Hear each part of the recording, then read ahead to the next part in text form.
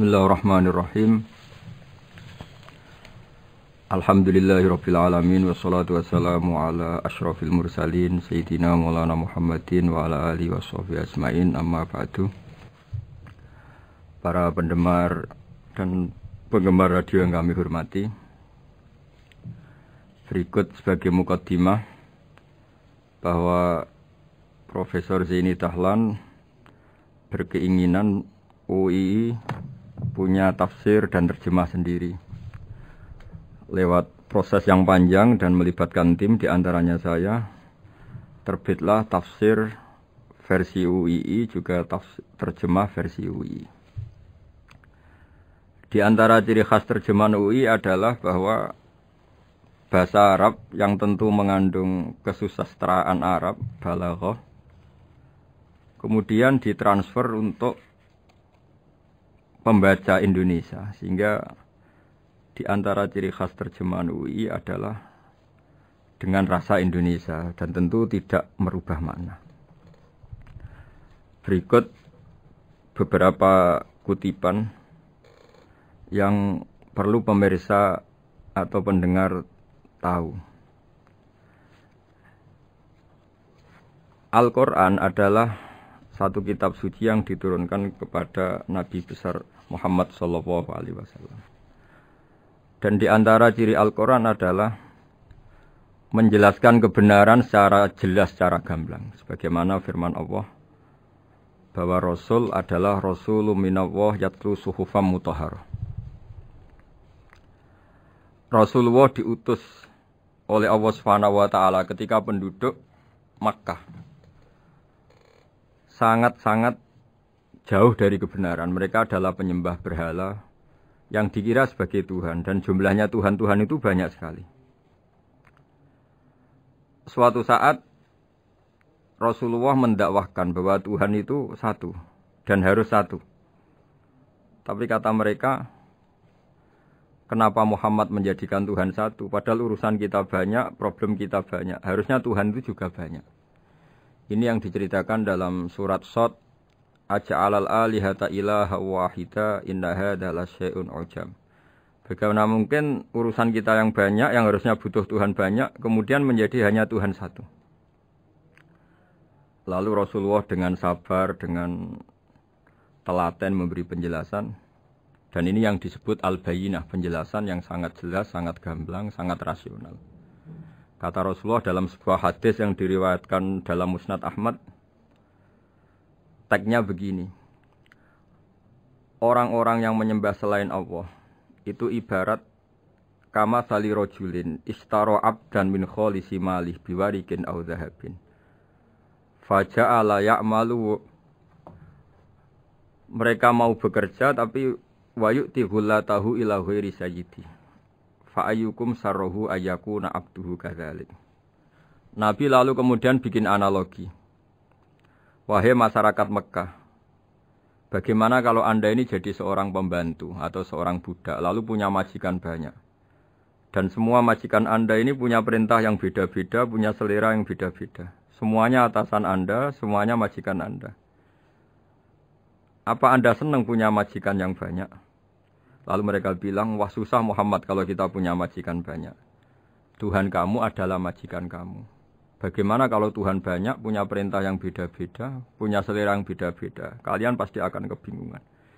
Ya sudah Muhammad, normalnya Tuhan itu satu. Sehingga mereka tercerabut dari pemikiran bahwa Tuhan harus banyak. Ini yang dimaksud dalam surat Al-Bayyinah, lam yakunil ladzina kafaru min ahlil kitab wal musyrikina munfakina hatta ta'tiyahumul bayyinah. Bahwa orang-orang kafir, baik kafir ahli kitab maupun kafir musyrik Mekah, mereka tidak pernah terlepas dari sifat kekafirannya, yaitu menuhankan banyak Tuhan, sampai datang sebuah bayinah. Bayinah itu argumentasi kebenaran yang begitu jelas. Setiap membawa kebenaran, argumentasinya meyakinkan. Itu siapa? Rasulun minallah yatlu suhufam mutahharah, yaitu Rasul yang membacakan lampiran-lampiran suci, yaitu Al-Quranul Karim. Dengan penjelasan analogi tadi, kemudian orang-orang Mekah sadar, susahnya kayak apa kalau Tuhan banyak, lalu perintahnya beda-beda, seleranya beda-beda, hukumnya beda-beda. Ini membingungkan. Akhirnya mereka ngakui bahwa pentingnya logika tauhid.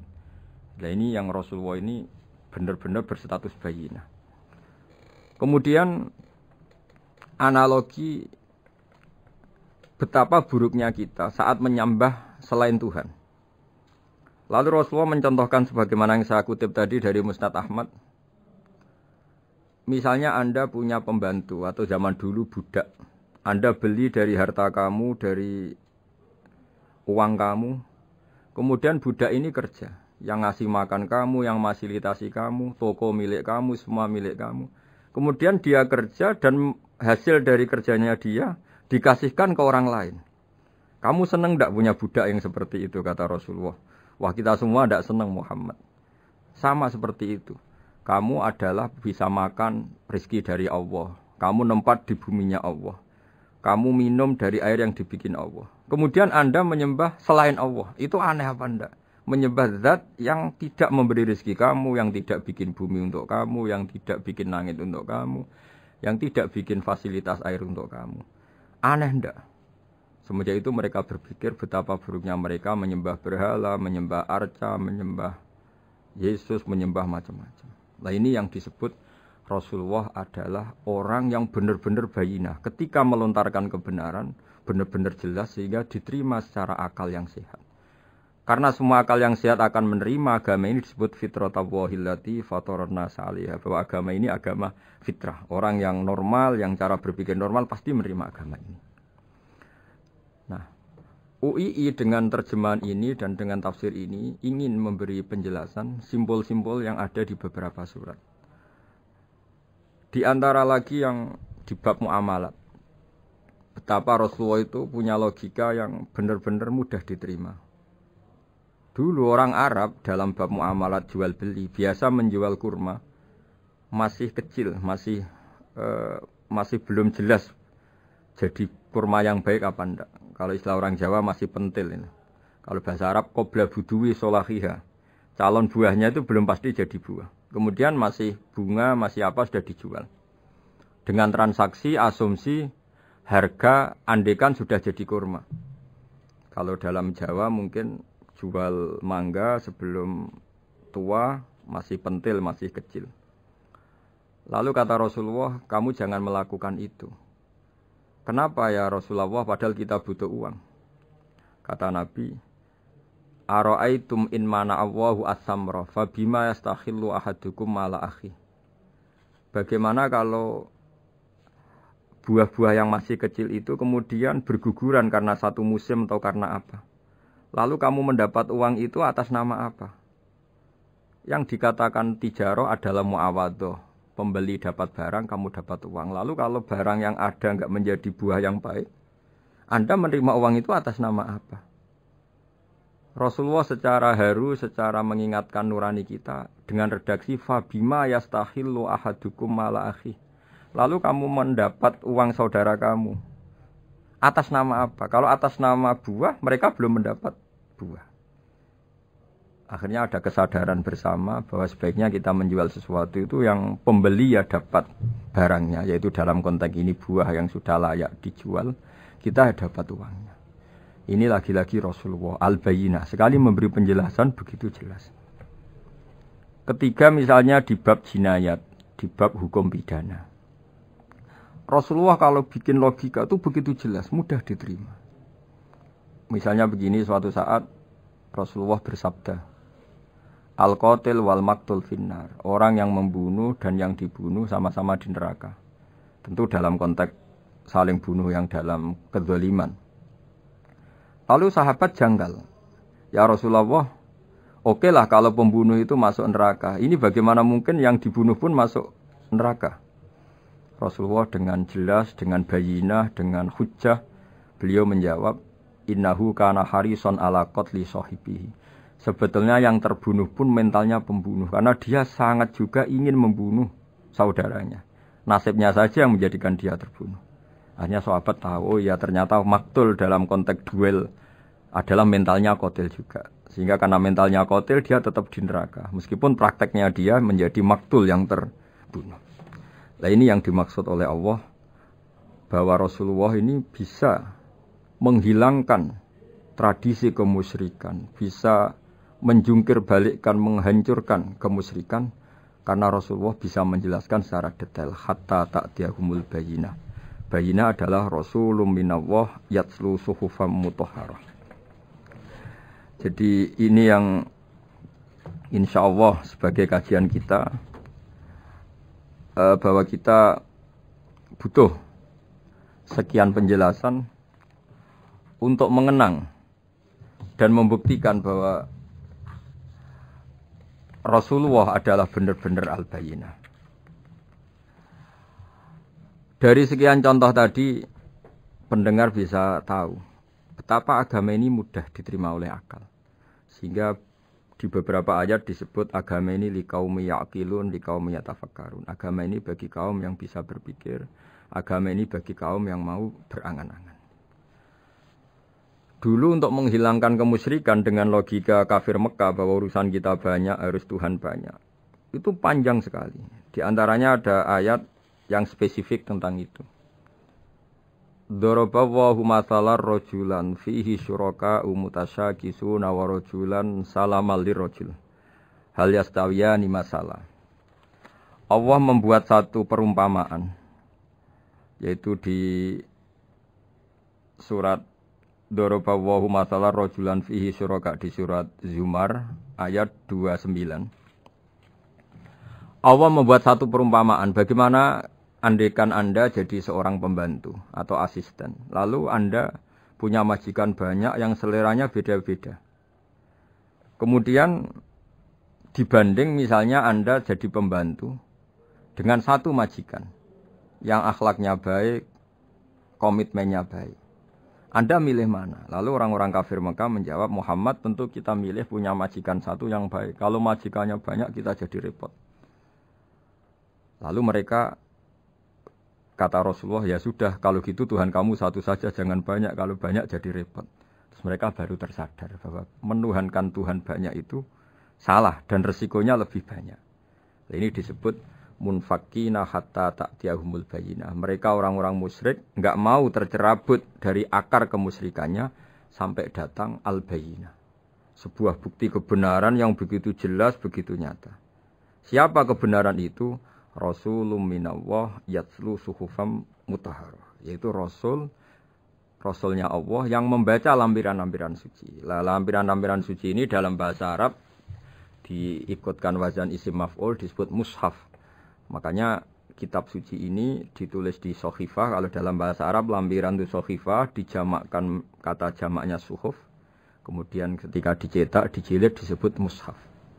Sehingga alhamdulillah UII Universitas Islam Indonesia punya mushaf, punya terjemahan, punya tafsir. Ini diharapkan kita sebagai ulama, sebagai dai, sebagai ustadz bisa warasatul anbiya. Karena kata Rasulullah al ulama warasatul anbiya. Saya kira demikian supaya pemirsa tahu, pendengar tahu bahwa betapa pentingnya menjelaskan secara bayyinah. Ini penting sekali karena sekarang pikiran di dunia itu macam-macam dan kita butuh energi untuk mengungkap lagi intisari-intisari dari sesuatu yang digulirkan atau dibahas Al-Quranul Karim. Sehingga Al-Quran ini benar-benar jadi ibrah, jadi teladan bagi kita semua. Jangan sampai karena kita lupa mengkaji Al-Quran sehingga hukum-hukum Al-Quran menjadi mandek. Kita harus terus mensosialisasikan supaya Quran ini hidup. Caranya gimana? Masyarakat dirangsang supaya tahu al-bayyinah. Contoh yang terakhir sebelum menutup perjumpaan kali ini, misalnya dulu orang kafir Mekah itu janggal. Karena mereka juga punya kajian bahwa Nabi itu bersyarat harus turunan dari bangsa Israel. Karena semua Nabi itu pasti turunan Nabi Ibrahim. Yaitu Nabi Ibrahim punya anak yang bernama Ishak. Ishak punya anak yang bernama Yakub. Yakub ini yang nanti punya anak Yusuf. Sehingga Yusuf bin Yakub bin Ishak bin Ibrahim. Ketika Nabi-Nabi ini hidup di Palestina, di Yerusalem, itu kayak jadi aturan bahwa Nabi itu harus turunan Bani Israel. Sehingga ketika orang-orang kafir Mekah dari kelompok ahli kitab, ketika Rasulullah Muhammad mendakwahkan diri sebagai Nabi, mereka janggal. Bagaimana mungkin Nabi dari orang Arab? Nabi itu harusnya orang Yerusalem atau orang Palestina. Kemudian Allah memberi penjelasan fihi ayatum bayyinatum maqamu Ibrahim, bahwa Muhammad adalah turunan Ibrahim. Bukti nyata adalah di Mekah ada jejak kakinya Nabi Ibrahim, yaitu yang sekarang kita sebut maqam Ibrahim. Setelah dilacak-lacak ternyata mbah-mbahnya Rasulullah atau nenek moyang atau leluhur Rasulullah bernama Adnan. Adnan ini kata sejarah-sejarah disepakati wa adnanu bila raibin intadzabil ulumin nasabiyah ila dzabihi Ismail nisbatuhu wa muntama, bahwa Adnan ini tertulis secara sejarah lengkap bahwa dia turunan dari Nabi Ismail. Ismail adalah anak dari Nabi Ibrahim. Kemudian makom Ibrahim ini juga dibuktikan sekian sejarah bahwa Ibrahim pernah di situ. Yaitu ketika Hajar, ibu dari Ismail, kesulitan nyari air, lalu lalang lari antara Safa dan Marwah. Kemudian kita kenang sekarang bernama Sa'i. Kemudian dekat Ka'bah ada namanya Hijir Ismail. Karena dulu jadi kamarnya Nabi Ismail. Hijir, hujro itu kamar atau ruang khusus untuk Nabi Ismail. Sehingga jelas sekali bahwa Ibrahim, Ismail, Hajar pernah hidup di Mekah. Lalu lagi-lagi orang kafir Mekah yang dari kelompok ahli kitab sadar bahwa Muhammad jadi nabi layak karena dia juga turunan dari Ibrahim alaihis salam. Ini yang disebut fi ayatum bayyinatum maqamu Ibrahim, bahwa di kawasan Mekah, kawasan Bakkah atau kawasan Hijaz jelas sekali ada jejak-jejak Nabi Ibrahim. Lagi-lagi ini bayyinah. Nah, bayyinah ini yang bisa menghilangkan sifat kemusyrikan, sifat kekufuran. Karena lewat penjelasan yang panjang ini, kemudian benar-benar diketahui bahwa Muhammad jadi Nabi itu sah. Karena dari segi dakwahnya benar, perilakunya benar, hujahnya benar. Sekarang dari segi nasab juga benar, karena beliau termasuk keturunan dari Nabi Ibrahim alaihissalam lewat jalur Ismail. Ini penting kita ketahui dan perlu kita kaji supaya istilah-istilah di Al-Quran kita tahu. Makanya banyak istilah di Al-Quran, misalnya wattaba'tu millata abai, kita ngikuti agama leluhur kami. Di situ disebut ada Ibrahim, ada Ishak, ada Ismail, ada Yakub. Kenapa demikian pendengar? Bahwa karena agama ini butuh tradisi. Dan tradisi ini menjadi komunitas sosial. Sehingga ketika tradisi ini sudah mantap, insya Allah lewat kebenaran agama ini akan menyingkirkan kemusyrikan. Contoh paling mudah begini, Nabi itu melarang orang menyembah batu. Tapi kemudian dalam tradisi Islam sendiri ada orang sholat kemudian sujud. Yang secara zahir sujud itu mencium batu atau mencium masjid tempat kita sujud. Apalagi kita mencium Hajar Aswad. Secara kasat mata seakan-akan kita ini menghormati betul Hajar Aswad. Sehingga orang kafir mencibir. Muhammad itu aneh. Dia melarang kita menyembah batu, tapi dia sendiri mencium Hajar Aswad seperti itu. Dia sendiri menyembah batu. Orang kalau sujud seakan-akan seperti itu. Tapi lewat penjelasan Nabi, bahwa kita sujud hanya kepada Allah. Kita kalau sujud baca sajadah wajhililladzi khalaqahu wa sawwarahu wa syaqqa sam'ahu wa basarahu bihaulihi wa quwati fatabarakallahul ahsanul khaliqin. Wajah kami sujud kepada zat yang menciptakan wajah kami, yang mengasihi kita pendengaran, yang mengasihi kita pandangan. Hanya Allah saja yang ahsanul khaliqin, hanya Allah saja zat yang paling baik dalam penciptaan. Ini penting sekali saya katakan, bahwa sehingga sujud kita yang seperti itu adalah simbol tawadhu. Tidak ada kaitannya dengan kita ini menyembah batu. Sehingga kita tradisikan ke anak-anak saat sujud baca subhana rabbiyal a'la wa bihamdi. Kita ajarkan mereka bahwa semua selain Allah adalah ciptaan Allah. Jadi andai kan nggak ada tradisi tauhid yang dijelaskan begitu detail. Saat kita haji bilang labbaik Allahumma labbaik, labbaik la syarika lak labbaik, innal hamda wan ni'mata laka wal mulka la syarika lak. Ya. Setiap kita haji mengitari Hajar Aswad, kita bilang nikmat semua dari Allah. Enggak ada syarik bagi Allah, enggak ada mitra bagi Allah, enggak ada sekutu bagi Allah. Sehingga karena ini kita maklumatkan, kita kumandangkan. Meskipun umat Islam itu mencium Ka'bah, mencium Hajar Aswad, enggak akan disalahpahami ini bentuk penuhanan kepada Hajar Aswad atau kepada Ka'bah. Karena kita ungkapkan innal hamda wan ni'mata laka wal mulka la syarika lak. Enggak ada syirik, enggak ada mitra bagi Allah. Sehingga dari sekian talbiyahnya Rasulullah kita tahu ini bentuk pemaklumatan tauhid. Bahwa tauhid harus dikumandangkan lewat kalimat-kalimat thayyibah, lewat pemikiran-pemikiran logika hujjah bahwa Tuhan pasti satu dan yang jadi Tuhan hanya Allah Subhanahu wa taala. Karena andekan ini tidak dikumandangkan, kemudian ada ritual yang secara lahir kasat mata nyium Hajar Aswad, nanti seperti tuduhannya orang kafir bahwa Islam itu aneh melarang menyembah batu, tapi nyatanya ada ritual mencium batu. Sebab itu tidak menjadi aneh ketika Imam Bukhari termasuk rawi besar, termasuk hadis sahih yang meriwayatkan Sayyidina Umar atau Umar radhiyallahu anhu.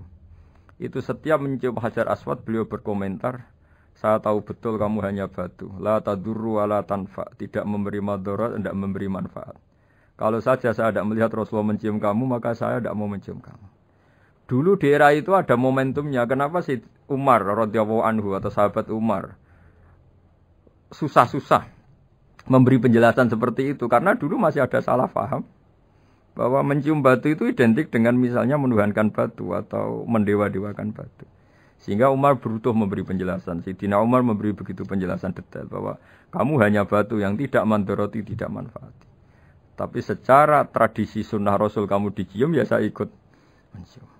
Ini penting sekali penjelasan-penjelasan seperti ini, maklumat-maklumat seperti labbaik Allahumma labbaik, sehingga semua ritual Muslim tidak disangka atau tidak disalahfahami sebagai pemuja materi. Lagi-lagi penjelasan yang detail ini disebut al-bayyinah, Rasulun minallah yatlu suhufam mutahharah. Kemudian ayat berikutnya disebut fiha kutubun qayyimah, bahwa dalam kitab suci Al-Qur'an itu banyak aturan-aturan atau catatan-catatan yang begitu lurus, begitu benar. Nah, tentu karena kita ini orang Indonesia yang kalau mengakses langsung bahasa Arab mungkin kita masalah. Sehingga alhamdulillah Universitas Islam Indonesia menerbitkan seri terjemah juga seri tafsir, dan sekarang dibantu lewat acara ini kita berusaha atau membantu para pendengar untuk lebih memahami lebih jauh. Saya kira demikian. Mohon maaf kalau ada kesalahan. Assalamualaikum warahmatullahi wabarakatuh.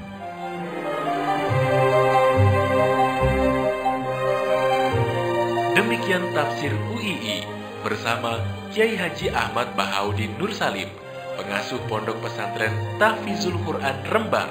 Beliau juga merupakan mitra Profesor Zaini Dahlan MA dalam penyusunan Quran Karim dan terjemahan artinya Universitas Islam Indonesia.